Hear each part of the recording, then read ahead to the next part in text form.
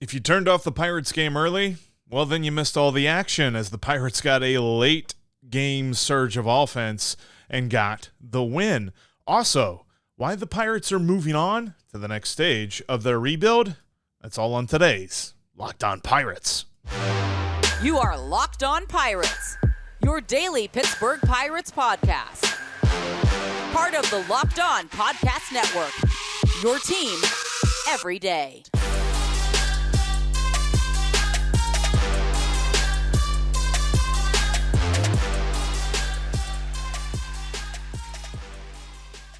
Welcome into Locked On Pirates. My name is Jeff Carr. I'm the Locked On MLB channel manager. I'm filling in for Ethan Smith. Also filling in for Ethan Smith is Gary Morgan from Bucks in the Basement and all the great coverage that he gives you on Twitter. Make sure you check out Gary's stuff there. He has lots of great stuff to say about the next phase of the rebuild for the Pirates on today's Locked On Pirates episode. Locked On Pirates is part of the Locked On Podcast Network. We are your team every day. Thanks for always making Locked On Pirates your first listen every single day as Ethan brings you great coverage of the Buccos as they continue to get better, as they continue to trend upward in their rebuild. And Gary's got a lot of thoughts to say about that when it comes to some reasons for optimism. He's looking at a couple of different players in particular there, especially some guys that are really stepping up in the locker room, and why this Pirates rebuild is different from others and different from other teams. This is just a different rebuild. But first he starts by talking about the win last night, in which early on didn't really seem like the Pirates were going to get. Hello there, and thank you, Jeff. Appreciate the intro. I'm Gary Morgan. I'm back to continue co-hosting Locked On Pirates this week, and I promised you guys we are going to get a little bit more positive at some point this week. That's what we're going to try to focus on today. We'll start with talking about last night's game. I mean, the Pirates were, again, precariously close to getting shut out / no hit / just completely shut down by a starting pitcher for a good stretch of the game, and then they got into the bullpen and really did some damage last night and took the game from the Royals. They were down 1-0 all the way into the seventh.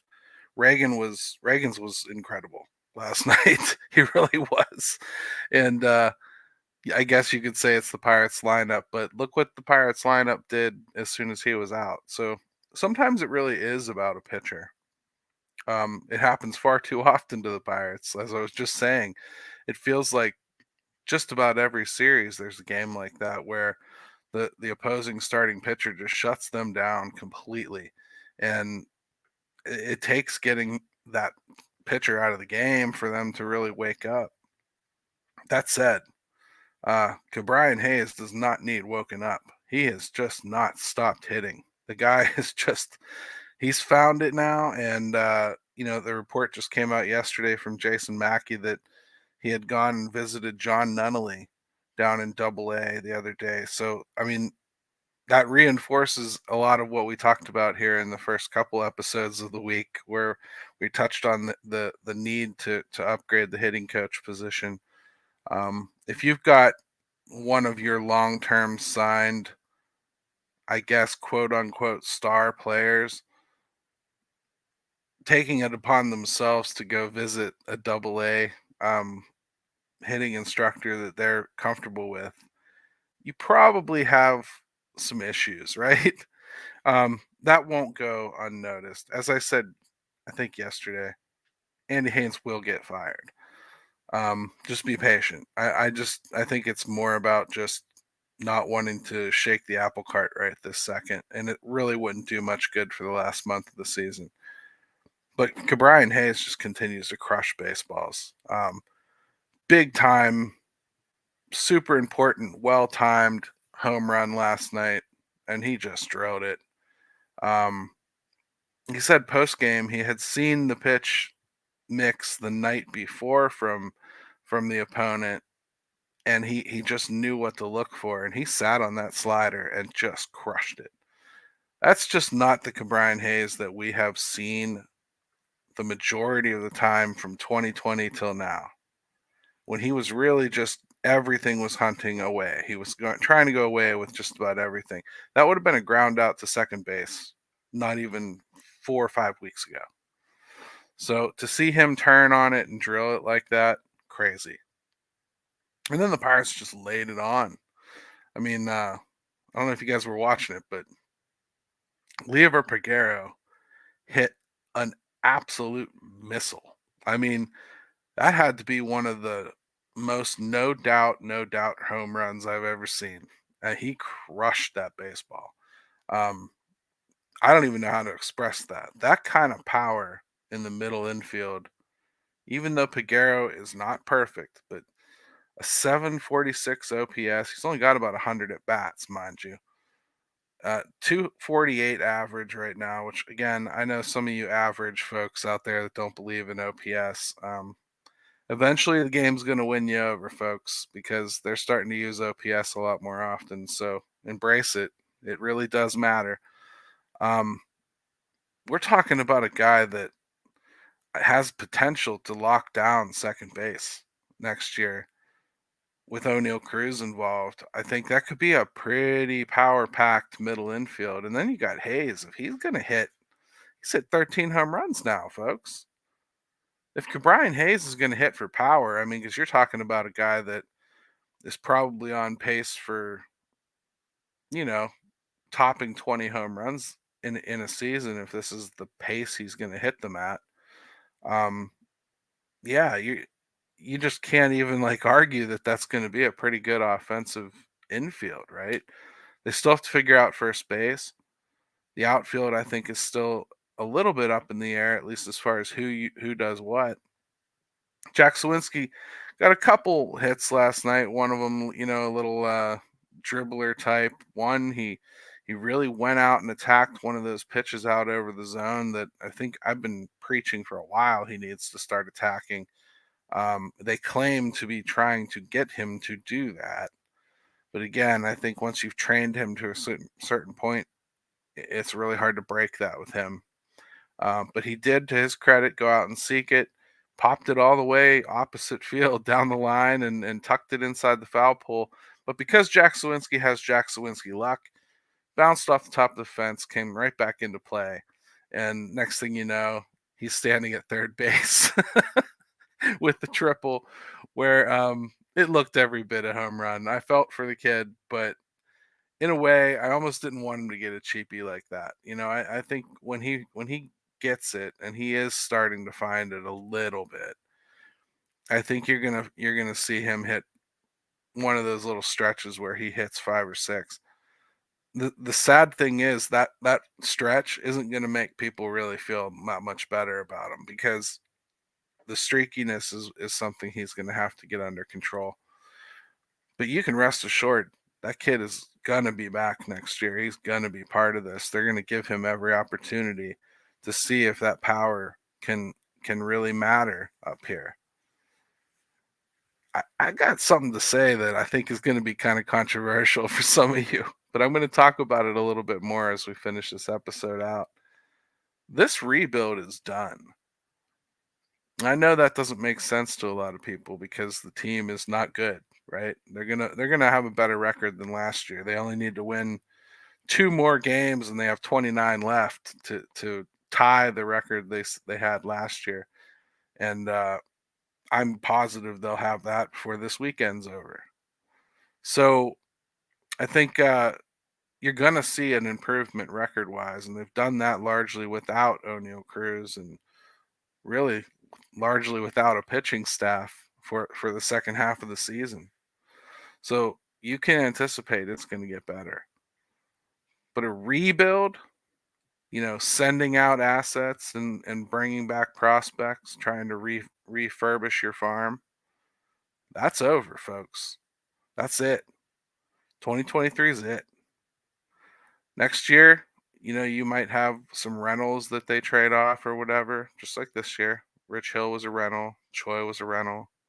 You might see that sort of thing, but you're not going to see them trading big assets for a conglomerate of lottery tickets and kids. That's how rebuilds begin.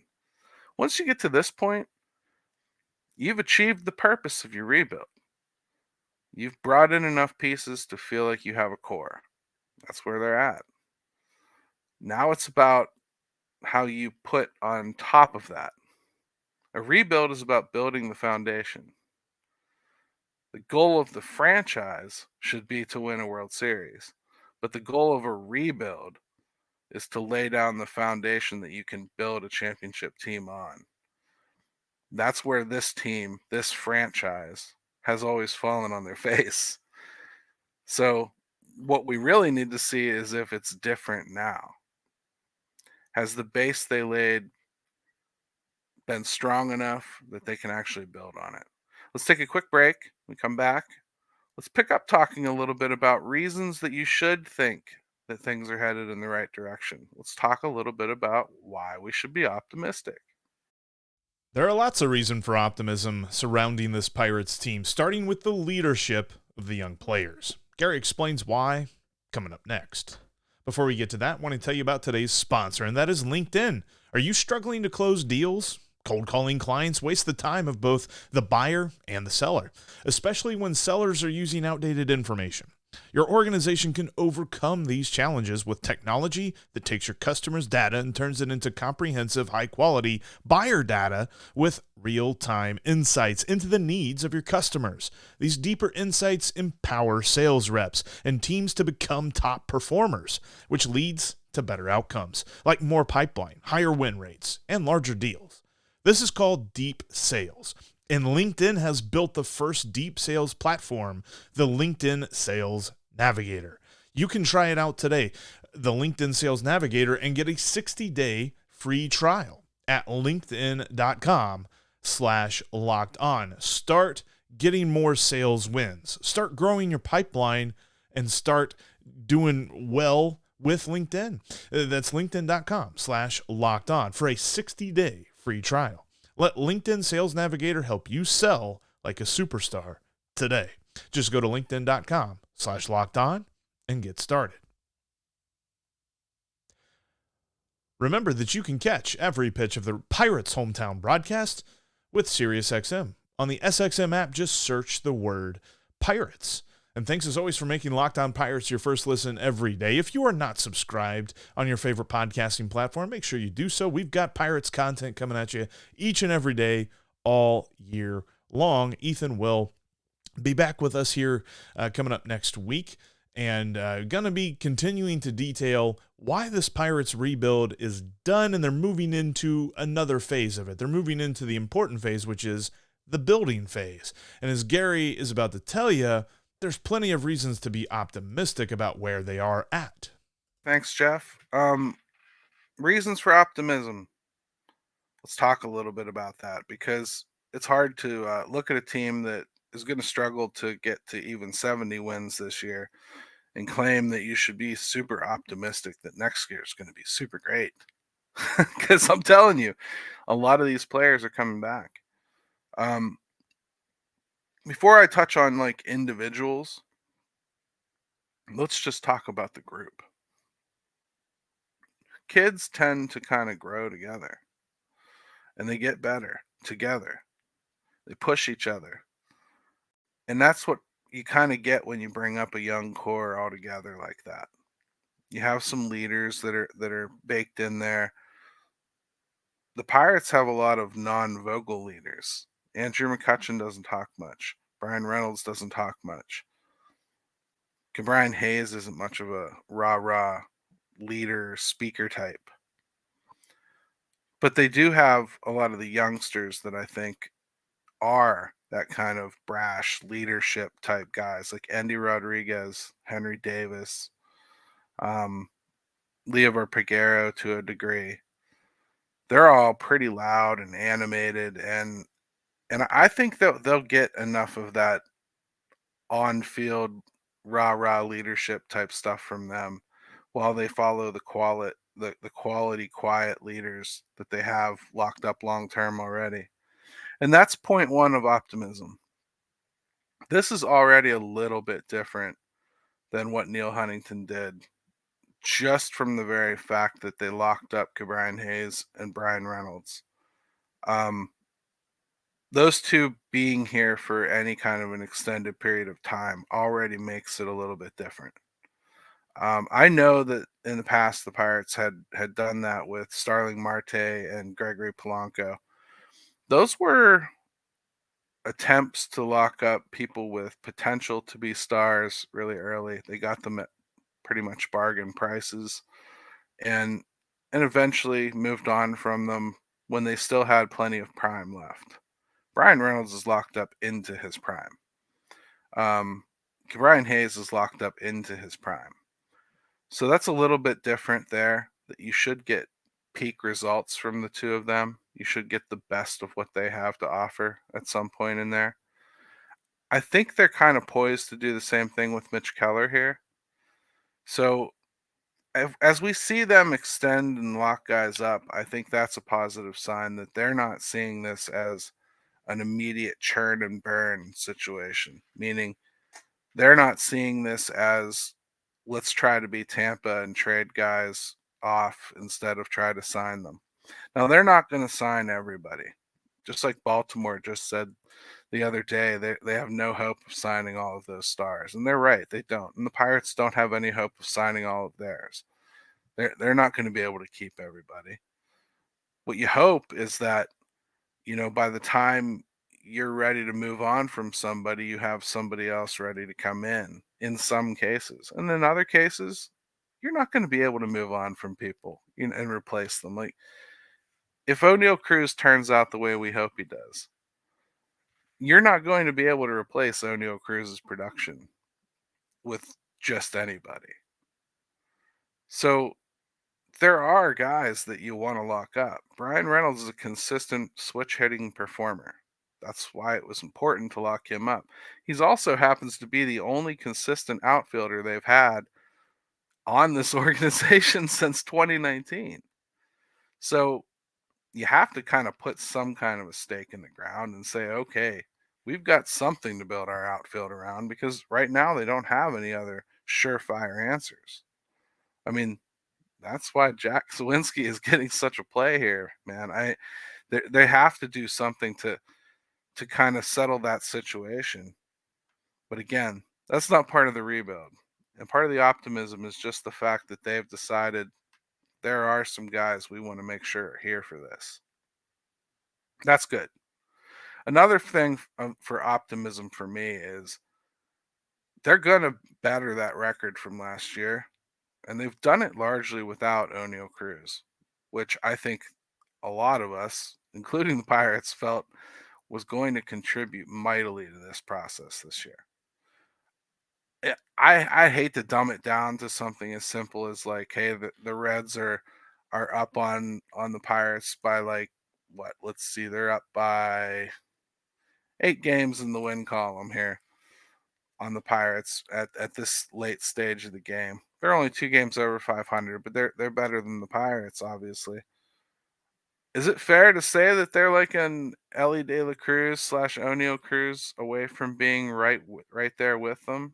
Probably not, but I bet they're a lot closer. So it's a big loss to lose somebody like that, and to still kind of show improvement this year without him. And in the second half of the season to show this kind of improvement without a pitching staff, they've gone 13-15 with essentially 2 or 3 starters, depending on what you consider Bailey Falter to be. That is kind of impressive. So it may not be ideal. It's certainly not what you want, but to show any kind of improvement while playing players like that is a good sign to me. I also think we're starting to see a little bit of an emergence of some people. People are getting comfortable now. Andy Rodriguez is starting to really take hold behind the plate now.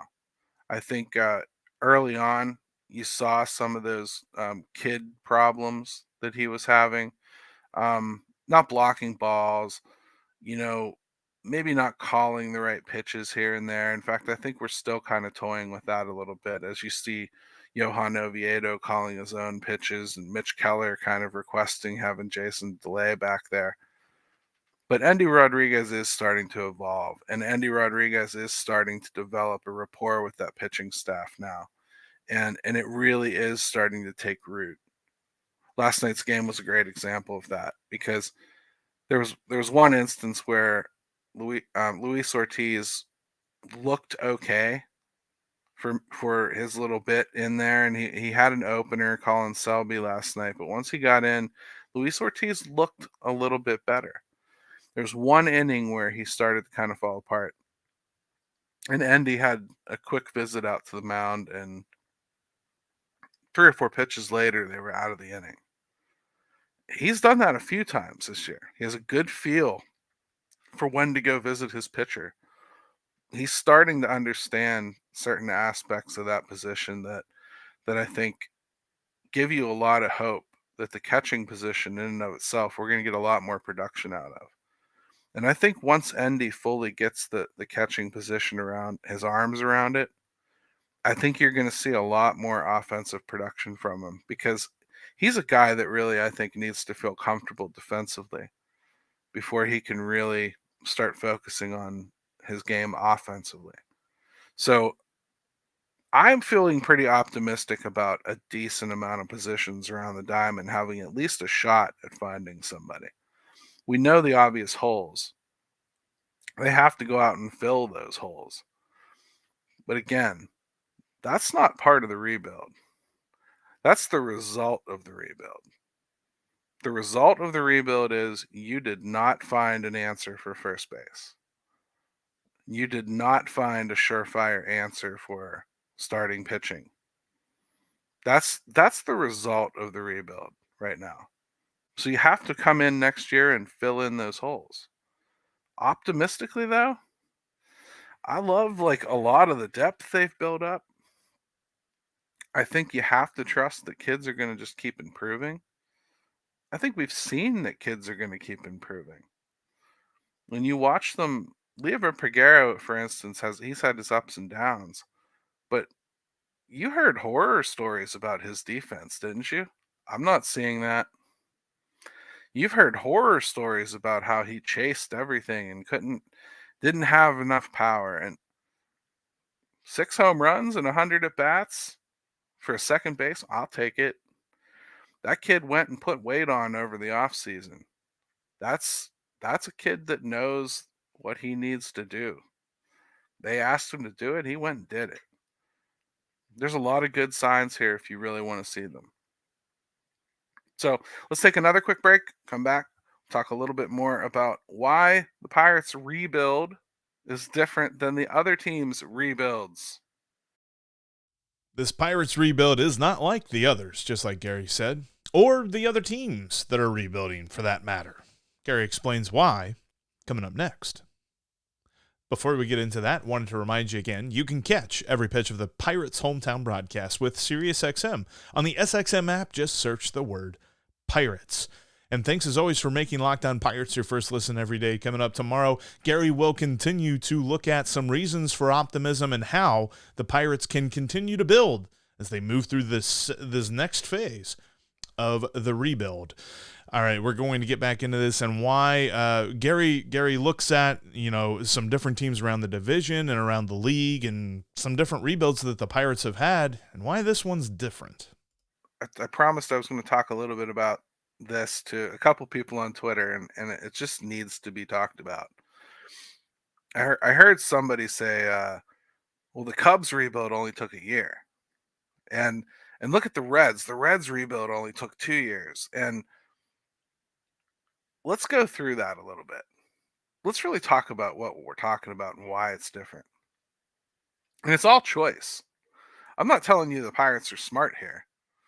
I'm saying the Pirates have taken a different path of their own choosing. They chose to fully blow it all up, trade off, and build this thing through the draft and acquisition of prospects at a lower level. That's what they chose to do. The Reds did too. So why was the Reds so much quicker? Well, the Reds spent money in that last window. They went and bought Moustakis, and they went and bought Sonny Gray and Trevor Bauer. And then when it came time to blow it up, they were merciless. They traded everything with a pulse. Remember, they had it busted down all the way to Tyler Stevenson and Jonathan India were like the only ones that could get hits. But because they traded off so much really good talent so quickly, all of these kids are ready to come up pretty much at the same time. And they knew they had some guys in the system already, like Ellie De La Cruz was already there and coming up. So it's not as though they weren't aware. But you bring up all those kids, they're going to have growing pains. We're seeing those growing pains right now. They're falling back to the pack, and we're watching it happen. But the reason their rebuild seems so much faster is because they started in a better position. They had more to move. They had more to trade. That's why. They got great returns for them. The Cubs, they had a lot of big contracts. To be honest, the Cubs didn't even trade as much as I thought they were going to. I thought sure they'd move on from Ian Happ. I thought sure they would have moved on from Wilson Contreras instead of just holding on to him and trying to, see if they could retain him. They could have even been in a better position. They also got really lucky with Cody Bellinger, and guess who ain't coming back next year most likely to the Cubbies, right? I mean, he might if they want to pay up, but Cody Bellinger was a crapshoot, one that I suggested the Pirates take, mind you, because there was a time when Cody Bellinger looked like he might even never regain being replacement level, let alone MVP level, and he certainly is this year. That said, the Cubs, I don't know where they're at quite yet. Either way, it started with money. They had expensive players to move, good players to move that they paid for. So they had a better baseline. And they still have some prospects close to coming up, like Pete Crow Armstrong, I think is a good one. The Cardinals will never go into a rebuild. They're going to probably finish this season with a worse record than the Pirates. And it's not about a rebuild. They're just having a really bad season. But they'll just go out and replenish their coffers because that's what the Cardinals do. And before you know it, they'll be right back towards the top of that division. The Brewers have no need to go into a rebuild yet, but they're getting close. The pitching staff is going to force it into them, I think. I think if you really look at things like Baltimore, I heard, Baltimore's, look at their rebuild. Look how great they are. In year 4, they lost 110 games. The Pirates are in year 4 right now. They're not going to lose 110 games. Now, they also didn't play in the AL East. But regardless, Baltimore's kids came up and struggled too. This is all part of it. Baltimore's going to face the same challenge that the Pirates ultimately will. Do they have enough in their core to build on, and do they do enough to build on it? That's the next question. And I think that's what I want to talk about tomorrow is what do the Pirates need to do to build onto this to make 2024 successful? And again, I don't care what happens in 2024. I'm not going to call it a rebuild anymore. That's over. 2023 was the last year of the rebuild to me. Now it's about building on. That's it. All we can say now is at this point, the arrow should be pointed up. And if it's not, Ben Cherington has failed. That's all there is to it. And that starts next year. Period. Bar none. End of story. Let's look forward to it because I think you're going to see it. I think you're going to see improvement next year. How much? Well, that remains to be seen because the biggest, scariest questions we've always asked as Pirates fans, will they spend? Will Ben sign the right guys? Will they find the right free agents?